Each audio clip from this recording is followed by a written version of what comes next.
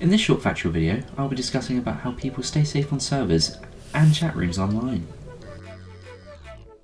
Many people use servers and chat rooms to join a community and make friends with similar interests. However, people abuse the public servers to get people's personal details and even convince them to meet them in the real world.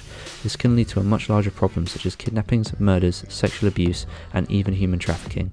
It is quite common for young people to be groomed online as they don't know exactly what to do in the situation and can feel pressured. But what is grooming? Grooming is when someone builds a relationship, trust, and emotional connection with a child or young person so they can manipulate, exploit, and abuse them.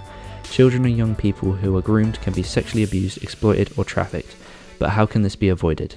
The best ways to avoid being groomed is keeping information that is personal private.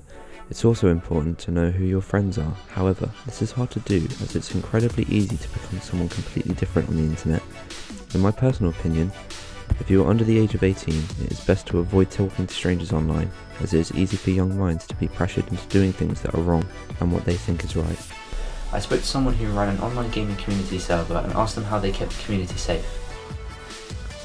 The interview was conducted over messages, so I will be reading both questions and answers. How long had you been the admin of the server? I was the admin of the server for 2 years. And in that time, what's the most harassment anyone's received? Someone was being pressured to give their personal details. They reported the problem, and I was the one who dealt with it. What specifically did you do to the person who was reported? We messaged them and told them that it is not okay, and we kicked them off the server. What do you do to prevent people from being harassed on your servers?